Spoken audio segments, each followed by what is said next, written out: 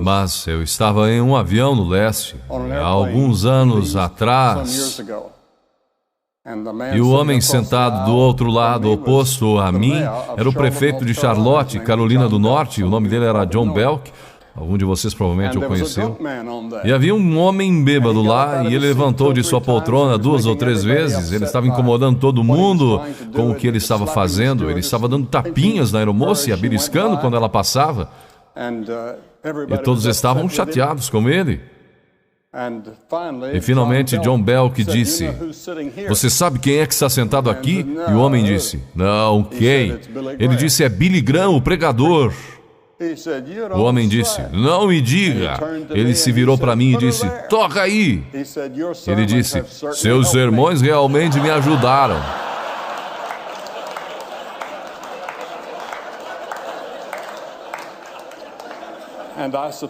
E eu suponho que isso seja verdade para milhares de pessoas.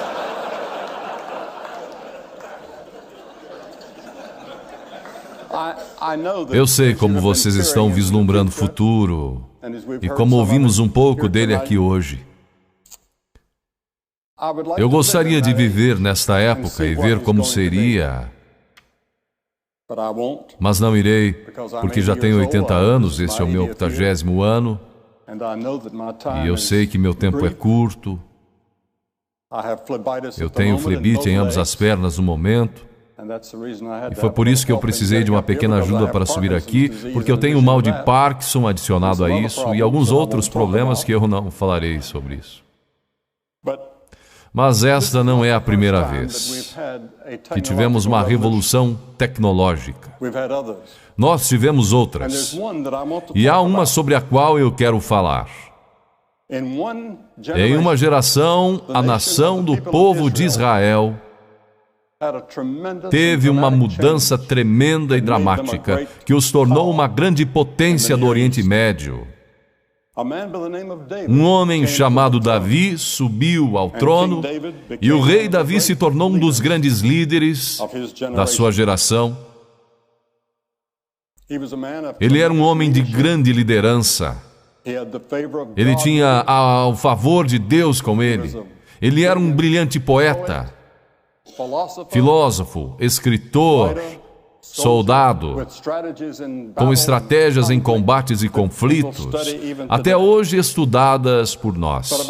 Mas cerca de 2 séculos antes de Davi, os hititas haviam descoberto o segredo da fundição e processamento do ferro. E lentamente essa técnica se espalhou, mas eles não permitiam que os israelitas aprendessem ou tivessem qualquer acesso. Mas o rei Davi mudou tudo isso e ele introduziu a idade do ferro a Israel. A Bíblia diz que Davi construiu grandes depósitos de ferro, sobre quais arqueólogos descobriram na Palestina dos dias atuais existir evidências daquela geração.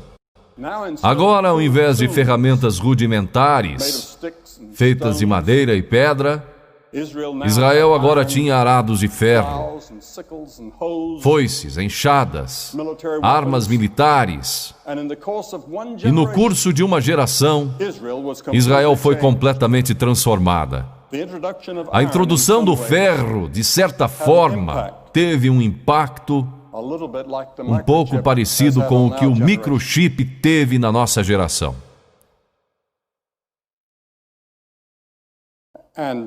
E Davi descobriu que havia muitos problemas que a tecnologia não podia resolver, ainda havia muitos problemas sem solução, e eles ainda estão conosco e vocês ainda não os solucionaram, e eu não ouvi ninguém aqui falar sobre isso. Como solucionamos esses 3 problemas que eu gostaria de mencionar? O primeiro que Davi viu era o mal do ser humano. De onde ele vem? Como resolvemos isso?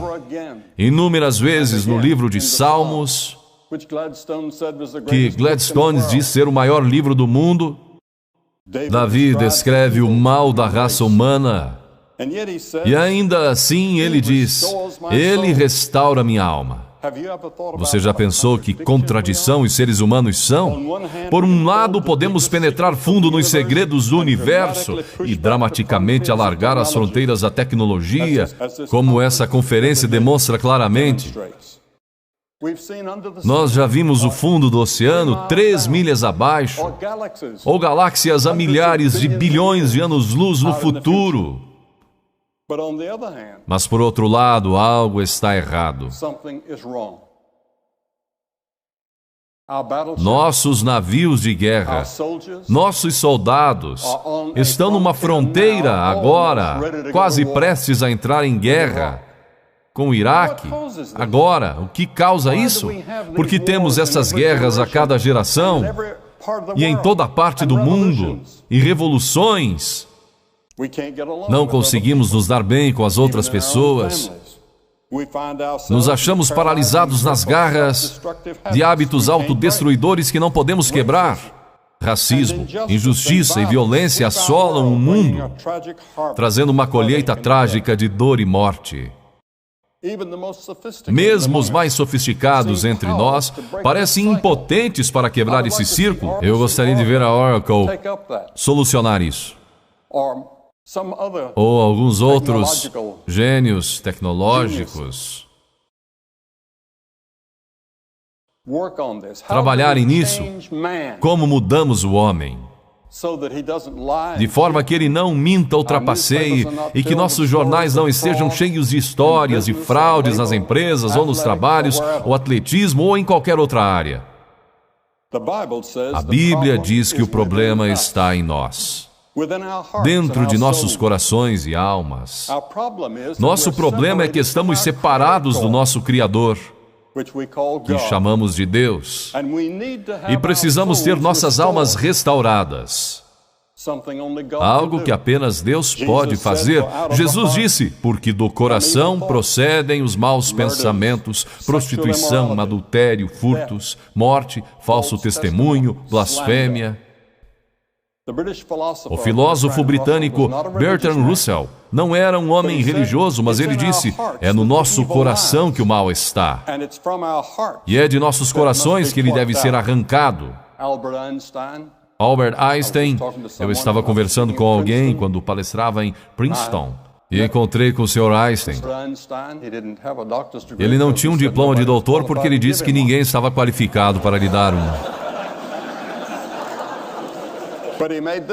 Mas ele disse essa frase. Ele disse, é mais fácil desnaturar plutônio do que desnaturar o mal do espírito do homem. E eu sei que muitos de vocês pensaram sobre isso e se intrigaram com isso. Vocês viram pessoas pegarem avanços tecnológicos benéficos, como a internet, que ouvimos a respeito hoje à noite, e distorcê-los em algo corruptor. Vocês viram pessoas brilhantes criarem vírus de computador que fazem cair sistemas inteiros. O bombardeio da cidade de Oklahoma foi simples tecnologia, horrivelmente usada. O problema não é a tecnologia. O problema é a pessoa ou pessoas usando-a. O rei Davi disse que ele conhecia as profundezas de sua própria alma. Ele não poderia se libertar de problemas sociais e pecados pessoais, que incluíam assassinato e adultério. No entanto, o rei Davi buscou o perdão de Deus e disse, tu restauras minha alma. Vejam vocês, a Bíblia ensina que nós somos mais do que um corpo e uma mente. Nós somos uma alma. E existe algo dentro de nós que vai além do nosso entendimento. Essa é a parte de nós que anseia por Deus ou por algo mais do que encontramos na tecnologia. A sua alma é a sua parte que anseia por significado na vida e que busca por algo além dessa vida. E é a parte de você que realmente anseia por Deus. Eu percebo que jovens ao redor do mundo procuram por algo. Eles não sabem o que são. Eu falo em muitas universidades. E eu tenho muitos períodos de perguntas e respostas, e seja em Cambridge ou Harvard, ou Oxford. Eu falei em todas essas universidades. Eu estou indo para Harvard daqui a cerca de 2 meses, contando esse, para dar uma palestra, e me farão as mesmas perguntas que me fizeram na última vez que eu estive lá. E elas serão essas questões. De onde eu vim? Por que estou aqui? Para onde eu irei? Qual o sentido da vida? Por que eu estou aqui? Mesmo se você não tem religião, existem ocasiões quando você pensa que existe algo mais.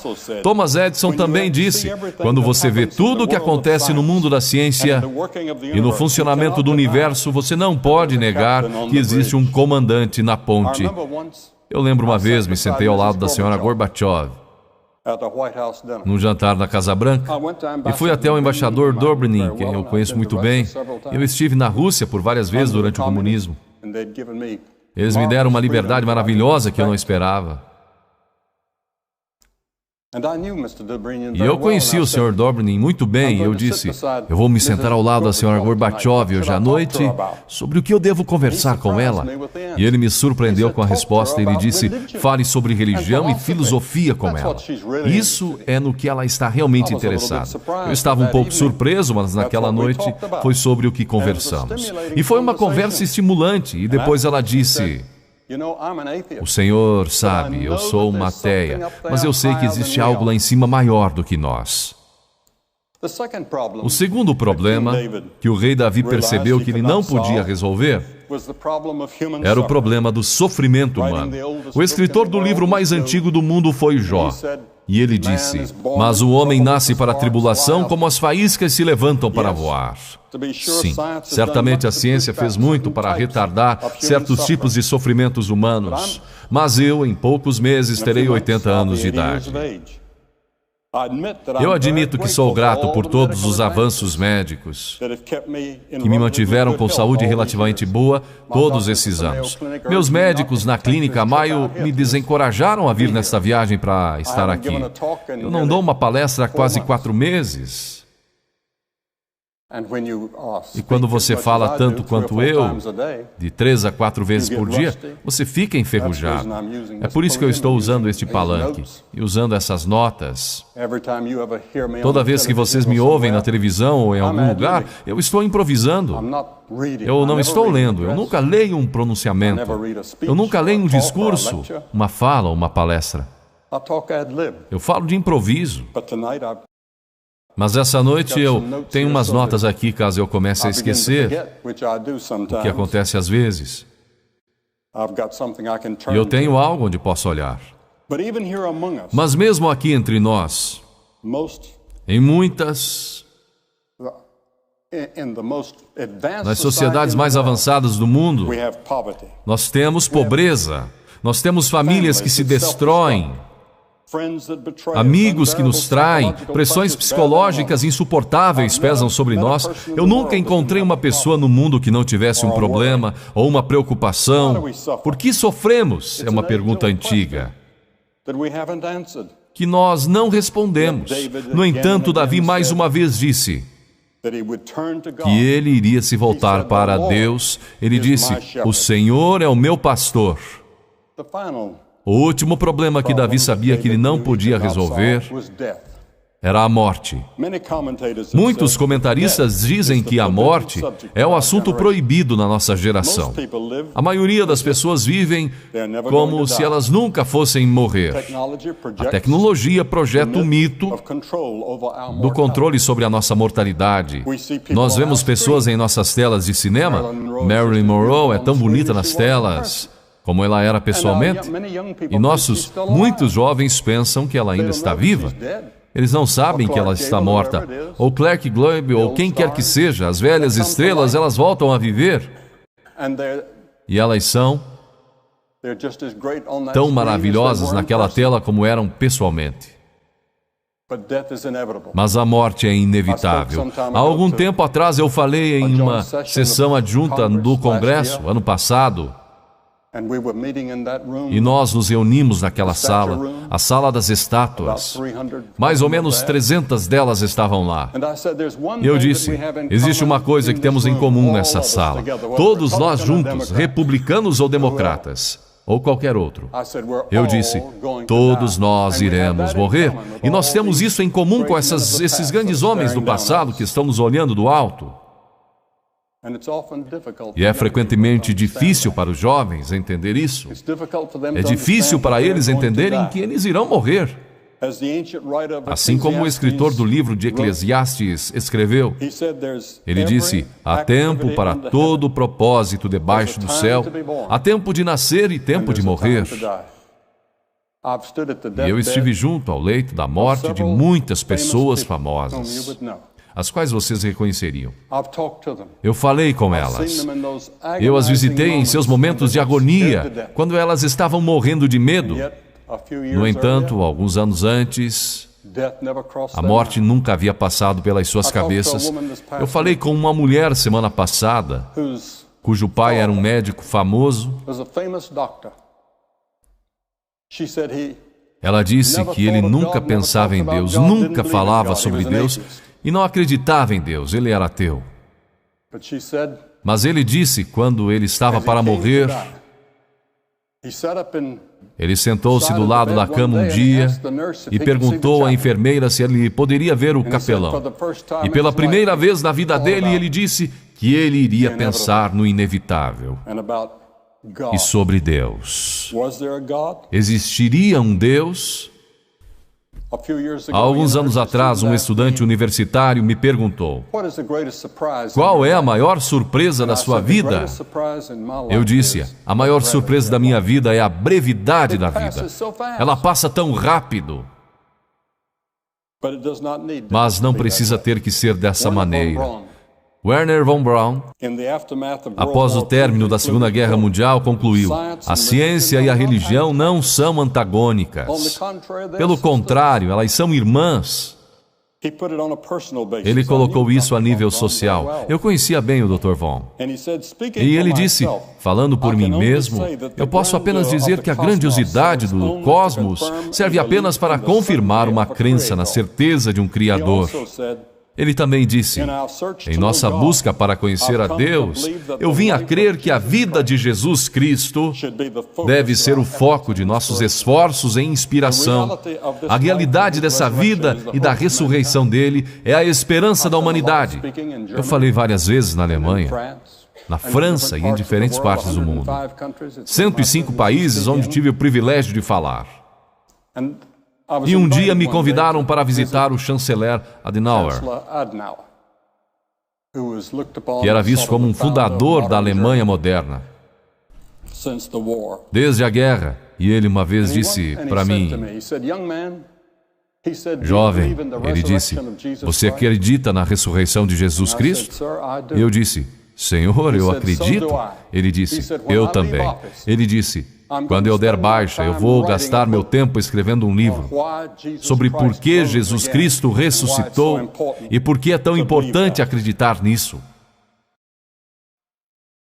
Em uma de suas peças, Alexander Solzhenitsyn descreve um homem morrendo que diz para aqueles reunidos ao redor da sua cama: o momento que é terrível para sentir arrependimento é quando alguém está morrendo. Como alguém deve viver para que não tenha arrependimento na hora da morte? Blaise Pascal fez exatamente essa pergunta na França no século XVII. Pascal foi chamado de arquiteto da civilização moderna. Ele era um cientista brilhante, nas fronteiras da matemática, mesmo quando adolescente. Ele é visto por muitos como o fundador da teoria da probabilidade e o criador do primeiro modelo de um computador. E é claro que todos vocês estão familiarizados com a linguagem do computador que leva o nome dele. Pascal explorou em profundidade nossos dilemas humanos, do mal, sofrimento e morte. Ele estava espantado com o fenômeno que temos considerado, que as pessoas podem alcançar graus extraordinários na ciência, artes e empreendimentos humanos, e ao mesmo tempo estão cheias de raiva, hipocrisia e têm ódio de si mesmas. Pascal nos via como uma mistura impressionante de gênio e engano próprio. Em 23 de novembro de 1654, Pascal teve uma experiência religiosa profunda. Ele escreveu essas palavras no seu diário: eu me submeto completamente a Jesus Cristo, meu Redentor. Um historiador francês disse, 2 séculos mais tarde: raramente um intelecto tão grande se submeteu com tanta humildade à autoridade de Jesus Cristo. Pascal veio a crer não somente que o amor e a graça de Deus podiam nos trazer de volta a harmonia, mas ele creu que seus pecados e falhas poderiam ser perdoados e que quando ele morresse, ele iria para um lugar chamado céu. Ele experimentou isso de uma maneira que foi além da observação científica e da razão. Foi ele que criou o tão conhecido ditado: o coração tem razões que a própria razão desconhece. Igualmente bem conhecida é a aposta de Pascal. Essencialmente ele disse isso: se você aposta em Deus e se abre para o seu amor, não terá perdido nada, mesmo se estiver errado. Mas se você apostar que Deus não existe, então você pode perder tudo nesta vida e na vida por vir. Para Pascal, conhecimento científico se empalidecia diante do conhecimento de Deus. O conhecimento de Deus ia muito além que qualquer coisa que passara pela mente dele. Ele estava pronto para encontrar Deus quando ele morreu com 39 anos. O rei Davi viveu até aos 70 anos, um longo tempo na sua era. Mas ele também teve que encarar a morte. E ele descreveu essas palavras: ainda que eu andasse pelo vale da sombra da morte, não temerei mal algum, porque tu estás comigo. Essa foi a resposta de Davi para os 3 dilemas: do mal, sofrimento e morte. Esta pode ser a sua também, quando você busca o Deus vivo e permite que Ele preencha a sua vida e lhe dá esperança para o futuro. Quando eu tinha 17 anos de idade, eu fui nascido e educado numa fazenda da Carolina do Norte. Eu ordenhava vacas toda manhã e tinha que ordenar as mesmas vacas todas as noites quando eu chegava da escola. E havia 20 delas que eu tinha, pelas quais eu era responsável. E eu trabalhava na fazenda e tentava não ficar atrás dos meus estudos. Eu não tirava boas notas do colégio. Eu não as tirava na universidade. Até que algo aconteceu no meu coração. Um dia eu me encontrei cara a cara com Cristo. Ele disse: eu sou o caminho, a verdade e a vida. Você pode imaginar isso? Eu sou a verdade. Eu sou a personificação de toda a verdade. Ele era um mentiroso? Ou ele era um louco? Ou ele era o que ele alegava ser? O que ele era? Eu tinha que fazer aquela decisão. Eu não podia provar isso. Eu não podia levar isso a um laboratório e fazer experiências com isso. Mas pela fé eu disse: eu acredito nele. E ele entrou em meu coração e mudou a minha vida. E agora eu estou pronto para quando eu ouvir aquele chamado para entrar na presença de Deus. Obrigado e Deus abençoe todos vocês.